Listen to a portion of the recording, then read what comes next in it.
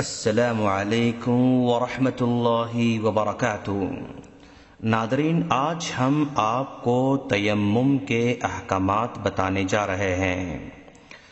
پاکی کی غرض سے چہرے اور ہاتھوں کو پاک مٹی کے ساتھ مسح کرنے کو تیمم کہا جاتا ہے۔ پانی نہ ہونے کی صورت میں یا جب پانی کا استعمال کرنا مشکل ہو تو اس وقت تیمم کرنا واجب ہے۔ اس چیز کے لیے جس کے لیے پاکی واجب ہوتی ہے اور جس کے لیے پاکی مستحب ہو اس کے لیے تیمم بھی مستحب ہوتا ہے۔ تیمم کے مشروع ہونے کے دلائل کیا ہیں؟ تو سب سے پہلی بات، اللہ تبارک و تعالی قرآن مجید میں فرماتا ہے، اور تمہیں پانی نہ ملے تو تم پاک مٹی میں تیمم کر لو۔ اور اگر کوئی سوال کرے کہ تیمم کے مشروع ہونے کی کیا حکمت ہے، تو جواب یہ ہوگا، تیمم کے مشروع ہونے کی ایک حکمت یہ ہے کہ امت محمدیہ کے لیے آسانی پیدا کی جا سکے، اور نمبر 2، بعض اوقات پانی کے استعمال سے نقصان کا خطرہ ہوتا ہے تو اس سے بچنے کے لیے بھی تیمم کیا جاتا ہے، عبادت کے ساتھ مسلسل جڑے رہنے کے لیے، تاکہ پانی نہ ملنے کی صورت میں عبادات سے دوری واقع نہ ہو۔ ایک سوال اور ایک یہ پیدا ہوتا ہے کہ تیمم کب کرنا چاہیے؟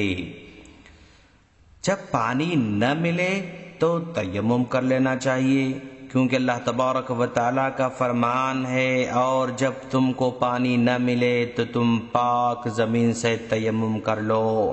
پانی نہ ملنے سے مراد یہ ہے کہ ڈھونڈنے کے بعد بھی نہ ملے۔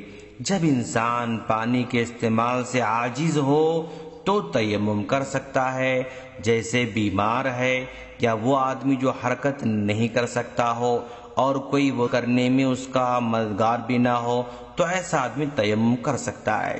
جب پانی کے استعمال کی وجہ سے کسی نقصان کا اندیشہ ہو تو اس موقع پر تیمم کیا جا سکتا ہے۔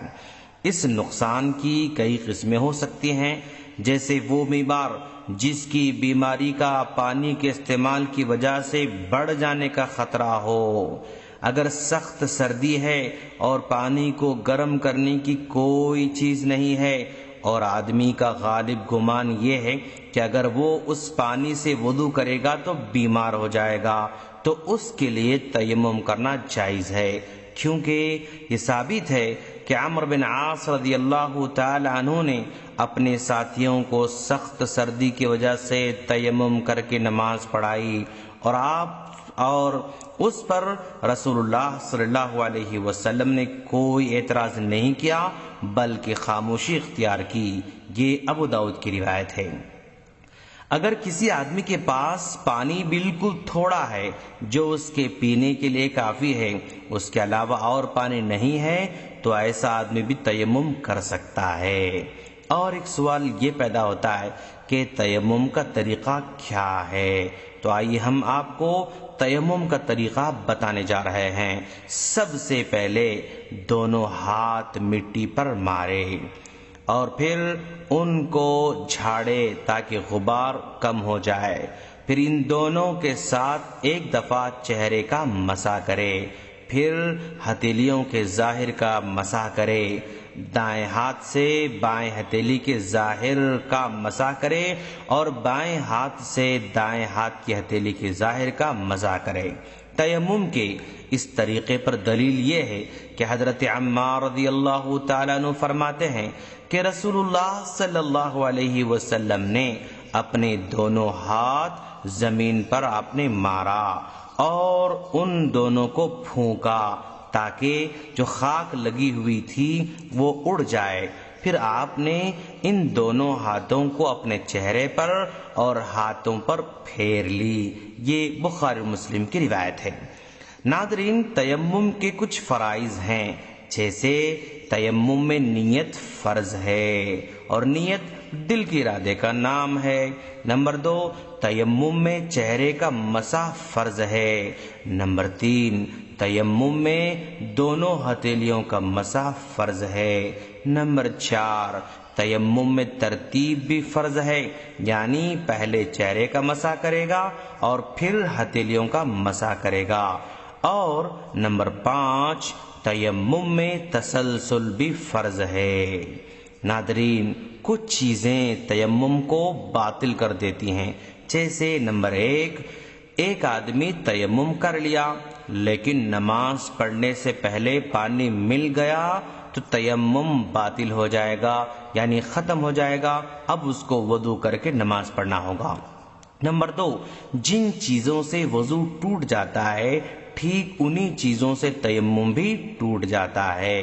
نمبر 3، جس عذر کی وجہ سے تیمم جائز ہوا تھا اس عذر کے ختم ہونے سے تیمم بھی ختم ہو جاتا ہے۔ ناظرین، اس تیمم کے کچھ اہم مسائل بھی آپ یاد رکھیں۔ تیمم دیوار پر اس وقت جائز ہے جب اس پر مٹی اور غبار لگی ہوئی ہو۔ اسی طرح تیمم کرنے والا ایک تیمم سے جتنے فرائض اور نوافل چاہے پڑھ سکتا ہے، جب تک کوئی تیمم توڑنے والی چیز ظاہر نہ ہو جائے۔ اسی طرح جس کسی نے تیمم کر کے نماز پڑھی پھر وقت نکلنے سے پہلے اس کو پانی مل گیا تو اس کو نماز لوٹانے کی ضرورت نہیں ہے۔